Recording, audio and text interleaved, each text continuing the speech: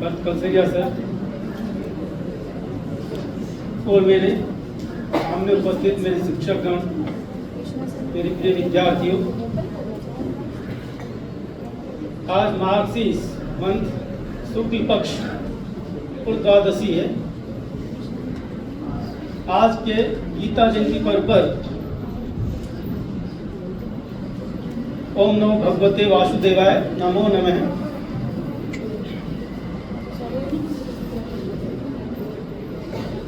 आज के युवा पीढ़ी के लिए यदि कोई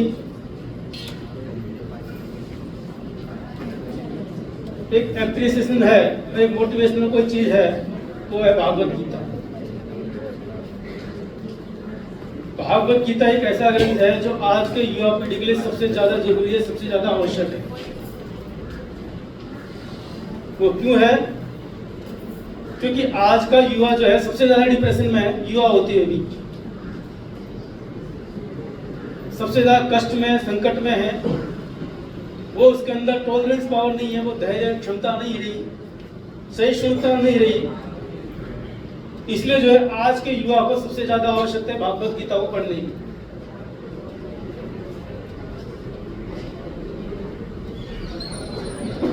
भागवत गीता का जो मूल सारांश है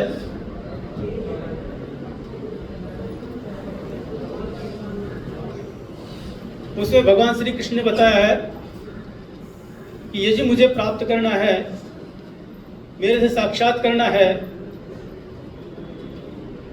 तो 3 मार्ग है, कोई से अपना सकते हो। भक्ति मार्ग,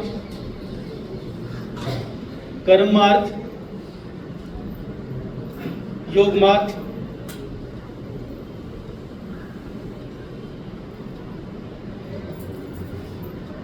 भक्ति ऐसी होनी चाहिए, ऐसा नहीं कि आपने सुबह जो है फूल चढ़ा दिया, टंटनी बजा दिया, आप भक्त बन गए।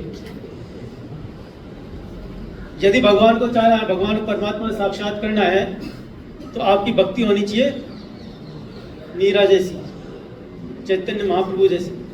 आपको संपूर्ण अपना संपूर्ण जो है तन मन ध्यान संपूर्ण भगवान में लगा देना है। आपको उनके अलावा कुछ जो है मन में चिंतन आना ही नहीं चाहिए, तो आप भगवान को पा सकते हो, भगवान का साक्षात कर सकते हो, उस परमपिता परमेश्वर का साक्षात्कार कर सकते हो।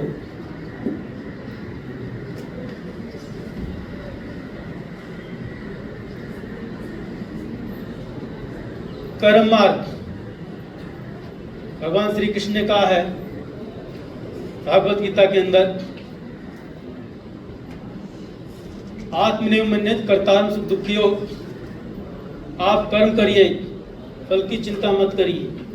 आपको मैंने सिर्फ कर्म करने की स्वतंत्रता दी है, फल तुम्हारे हाथ में नहीं है।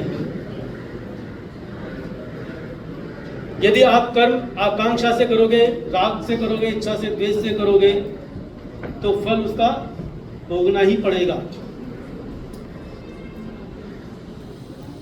ना करते क्षय कर्म उत्पत्ति पीछे, बिना भोग के कर्म का क्षय हो ही नहीं सकता।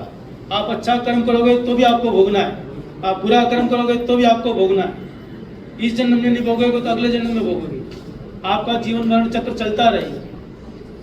यदि आप कोई भी कर्म करते हो, अच्छा करो बुरा करो, अच्छा कर्म करोगे तो अच्छा फल भोगोगे, बुरा कर्म करोगे तो बुरा फल भोगोगे, फिर भोगना है आपको। कर्म का और कोई जो है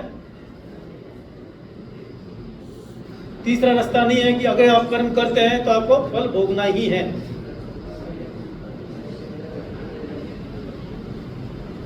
तो फिर भगवान को कैसे प्राप्त करें, मोक्ष कैसे प्राप्त हो? तो भागवत गीता में क्या है कि यदि आपको कर्म करना है तो आपको निरपेक्ष होकर करना है, बिना आकांक्षा के, बिना राग द्वेष के करना है। सारा कर्म जो है ईश्वर का आदेश मान करके आपको सारा कर्म जो है समर्पित कर देना कि यही ईश्वर, हे परमपिता परमेश्वर, मैं जो भी कार्य कर रहा हूँ मैं सिर्फ आपके आदेश से कर रहा हूँ। अच्छा कर रहा हूँ तो आप करवा रहे हो, बुरा करवा रहे हो तो आप करवा रहे हो। यदि सारे काम आप भगवान को समर्पित कर दोगे तो फिर आप जो है फलों से मुक्त हो सकते हैं।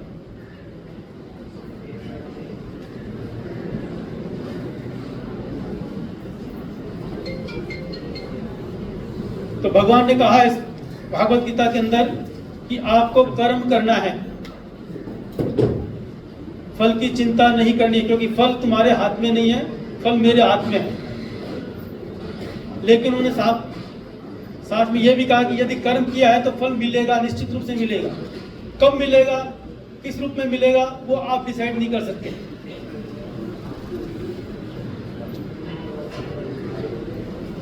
आप मेहनत करते हो,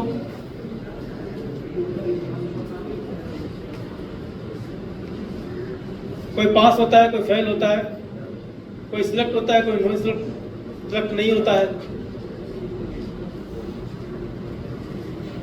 तो फल आपके हाथ में नहीं है। इसलिए उसने युवा पीढ़ी के लिए कहा, सबके लिए आदेश दिया कि आपको फल के रिजल्ट के ऊपर, सफल या असफल, सुख और दुख जो भी मिलेगा उस पर चिंता करने की आवश्यकता नहीं है, क्योंकि वो तुम्हारे हाथ में नहीं है। तुम्हारे हाथ में सिर्फ कर्म करना है।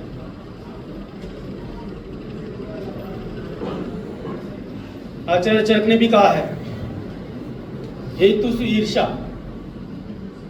आपको निदान हेतु से ईर्ष्या करनी है, फल से ईर्ष्या नहीं करनी है। फल चाहे आपको सुख रूप में मिले, दुख रूप में मिले, सफलता मिले, असफलता मिले, उससे आपको द्वेष नहीं रखना है, उसको जो है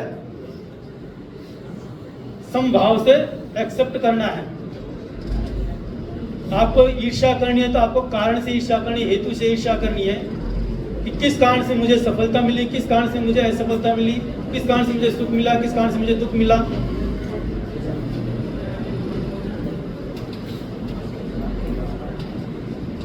तो आज के युवा पीढ़ी को संदेश देते हैं कि आप जो है अपनी सफलता असफलता पर जो आंसू बहाते हो या बहुत खुशी मनाते हो, पार्टी करते हो, वो करने की जरूरत नहीं है। आपको दोनों कंडीशन में समभाव से रहना चाहिए, स्थित प्रज्ञ रहना चाहिए। आपको सुख में भी और दुख में भी, सफलता में भी असफलता में भी आपको समभाव से रहना चाहिए, क्योंकि वो जो रिजल्ट है वो आपके हाथ में नहीं है, वो मेरे हाथ में है, भगवान श्री कृष्ण के हाथ में है। तो फिर क्यों आप अपनी असफलता पर आंसू बहाते हो और क्यों अपनी सफलता पर जो पार्टी करते हो? यदि आपके आंसू बहाने से यदि आपको मान ली सफलता मिल जाती तो मैं 500 1000 आदमी और इकट्ठा करके किराए पे ला करके और जो आंसू बहाने के लिए इकट्ठा कर देता। उससे यदि आपका सोल्यूशन निकल जाता तो आपका सोल्यूशन से नहीं निकलने वाला। आपको सिर्फ कर्म करने की आजादी है, इसलिए आप अपना जो है कर्म करिए मनोयोग के साथ में, सही दिशा में, तो आपको जो है सुखकारी सफलताकारी फल मिलेगा। अगर आप दूसरे कर्म करते हैं तो आपको दुख मिलेगा, लेकिन कर्म का फल आपको अवश्य मिलेगा। ये भी कहा उन्होंने कि मैं जो है किसी का ऋण उधार नहीं रखता हूँ, जो कर्म करता है उसको जो है उसी रूप में वापस लौटाता हूँ। हम भगवान को कहते हैं, भगवान आपने ये क्या कर दिया, भगवान आपने ये क्या कर दिया, मेरे साथ ऐसा क्यों हो गया। भगवान कुछ नहीं करता, भगवान तो सिर्फ जो है आपको कर्म का हिसाब चुकता करता है। अब कर्म की जो श्रेणी है वो आपको अभी की पता है कि मैंने अभी क्या किया है, कितने जन्मों से आप चले आ रहे हो उसकी आपको पता नहीं है कि कितने कर्म आपके पीछे श्रृंखलाबद्ध बने हुए हैं। दोनों कर्म चलते हैं साथ में बैलेंस होकर के। प्रारब्ध जो पिछले जन्म में, पिछले योनियों में आप कर्म कर चुके हो, और इस जन्म के कर्म पुरुषार्थ, दोनों का आपको जो है फल मिलेगा। दोनों को बैलेंस करके चलना पड़ता है। कौन किस पे हावी है उसके अकॉर्डिंग काम होगा, उसके अकॉर्डिंग रिजल्ट मिलेगा। आप पुरुषार्थ बहुत अच्छा कर रहे हो लेकिन आपका प्रारब्ध बहुत खराब है, तो कोई जरूरी नहीं है कि आपको जो है अच्छा फल मिले, क्योंकि जब तक आपके कर्म का बैलेंस नहीं हो जाएगा तब तक जो है आपको उसके अकॉर्डिंग रिजल्ट नहीं मिलेगा। इसलिए जो है किसी को ऐसा दोष नहीं देना, खुद को भी भगवान को भी, कि ये तो पढ़ता ही नहीं है फिर भी जो टॉप कर गया।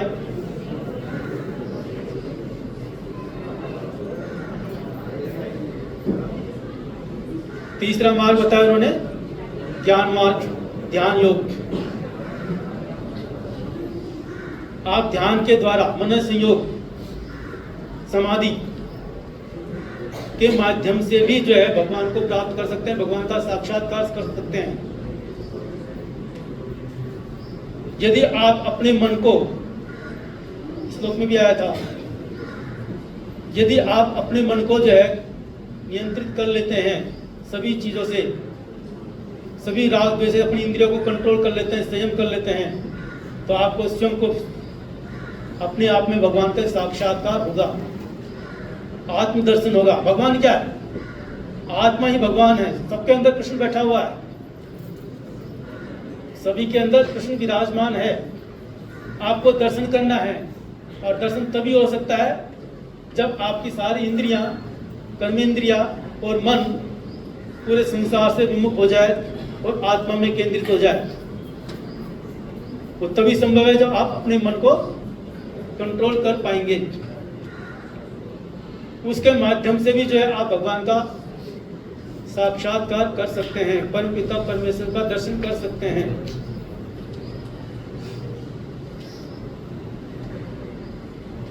तो इन सब बातों के द्वारा भगवद गीता के अंदर जो है आपको एक ही मोटो है कि आप कर्म करिए, फल की चिंता मत करिए। फल आपके हाथ में नहीं है, क्योंकि फल ईश्वर के हाथ में है। डिपेंड करेगा कि आपके कर्म किस प्रकार के हैं। तो अपना सारा दृष्टिकोण, अपना सारा मेहनत अपने कर्मों पे रखना चाहिए। ओम नमो भगवते वासुदेवाय। जय।